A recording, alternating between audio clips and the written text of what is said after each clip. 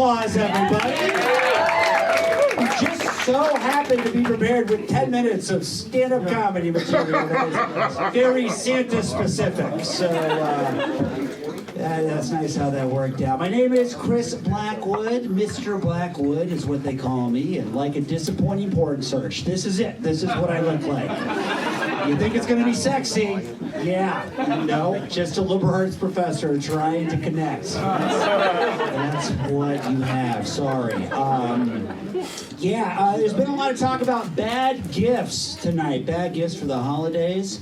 I don't need to pull one out of the hat because I have one in my head that I'm going to share with you guys. I was 10 years old and really into geology. So my grandmother gave me a rock, which frankly, not a bad gift. Not a bad gift for a kid who's into geology, right? There's lots of cool rocks out there. But this particular rock was special. I was holding the rock, looking at it, and my grandmother was like, "Christopher, do you know where this rock came from? It came from inside of my body. Yeah, this is my gallstone." Yeah, I know. So in that moment, I was frozen, looking at the rock in my hand, thinking two things. One thing, I am touching part of Grandma's insides right now. Two, Christmas is ruined forever. So I'm a Unitarian, which basically just means, I don't know what to do with religion. That's what that means. Thank you, Grandma.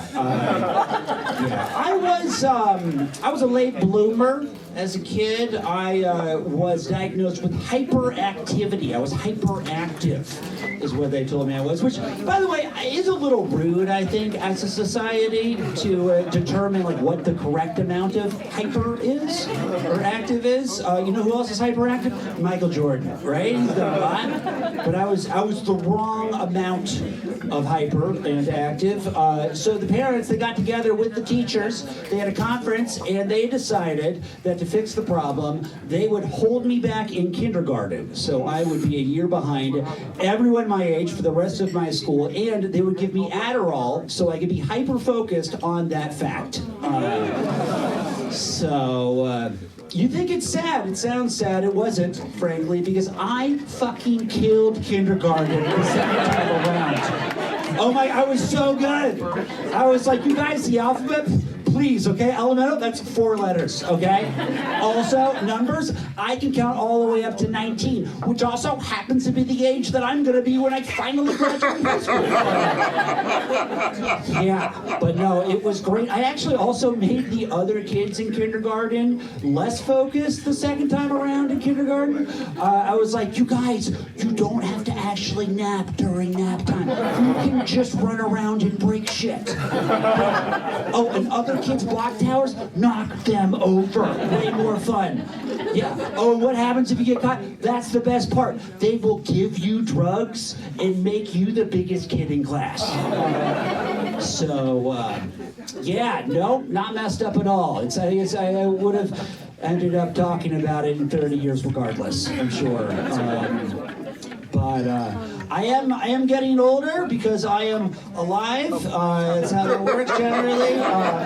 My body is changing. I have been shaving my head recently, not for political reasons. No. But I did start balding right after Obama left office, and neo-Nazis decided to come back and have the same haircut. Which is really unfair because my sister, she has a full head of hair, and she's a Nazi. Part of that joke is true. Not going to tell you which though. Let's keep it fun. But yeah, I am getting older. The body is changing. As a bald guy, weird shit happens. As a bald guy, other bald men will approach me in the street and just start talking to me about my bald head. That's the thing that happens with bald people. Yeah, I had a guy come up to me the other day who was like, "Hey man, nice skull." And I was like, "Thank you." Oh my, do you want to get out of here? Dude, you mean Yeah, so my relationship with my parents is also changing as I get older. My dad and I ate edibles together for the first time ever recently. We didn't do that before. Oh yeah, I've never had applause for that before, but I should every time. That's good. Turns out, edibles with my dad is a lot like doing edibles with a regular person. Just way more talk about the Civil War. Kind of fucks with the buzz a little bit. I'm like, Dad, are you high? He's like, I am high, just like General Robert E. Lee was. At the Battle of Bull Run. I need more drugs, less Civil War. So, yeah, it's not all weird though with age. I did get married recently. Very thank you. Thank you. The relationship had moved very quickly. She moved into my house just 6 weeks after our first date. And she brought with her a dog, and we got a Subaru together. So we are lesbians. And that's fantastic, frankly. Lots of eye contact. We cry together. It's great. It's really, really nice, actually. There were some cultural things to navigate for the wedding. She is mixed race. She's half Pakistani, half black. I'm not woke or anything, just indecisive. Her family is very Muslim, and mine is very Unitarian. So we are interested in religion conceptually. I'm not an anthropologist. It's like, oh, Islam, interesting. I'm going to read a book about it over here. Yeah. So some interesting stuff came up with the whole wedding thing. For example, my father-in-law, just 3 weeks before the wedding, thought it'd be a great idea to announce that he wanted a dry wedding. Yeah, no alcohol at the wedding, which put me on a weird mountain to die on. Like, I never wanted to be in that position, because like up until that point in time, we had done everything within the parameters of Islam, and everything else we lied about, and that was great. It was a nice little arrangement. Yeah, but I had to hit it straight on with the conversation, and that was terrifying. It started by him saying, you know, Chris, this is probably just a misunderstanding. You see, we can still have a lot of fun without alcohol. And I was like, oh, this is a misunderstanding. I thought you knew how fun works. So, it's embarrassing. Yeah, but then he went on, and frankly, he made some valid points. He was like, you know, in Islam, we don't drink, and we also don't feel comfortable around drinking, and I'm paying for the entire wedding. And then I had to say things like, yeah, but my family likes to get wasted, sir. And, okay, historically, my family is from Europe, so not only do we get drunk, but we take things that aren't ours. So, tomato. So I ate an edible at my wedding. I didn't. No, I was way too scared. But I did have to navigate another thing that I'm going to end with, and that was Karen.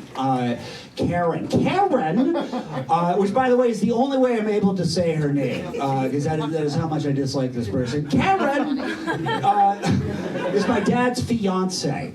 Karen is a person I have hated since way before it was cool to hate Karens. Like, have you guys ever hated a person only to find out that, like, the rest of the world around you also hates that person after keeping it a secret? It's phenomenal. Oh my God. It's like if you hate a person at work, say like Steve, right? And you're like, do I tell people? I don't know. And then you're at a happy hour and they're talking shit, and you're like, thank you! Steve! Oh my God, I feel so much better. Yeah, so that's how that was. Karen, she spells her name with a C, by the way. Yeah, it's like her parents were like, we're going to have an annoying daughter, but let's not take any chances. Let's just make sure. Cameron will say things like, why can't I say the N-word? And I'll say things like, that's a lot to unpack, Karen, but why don't you go to Baltimore by yourself and just say it? And just see what happens.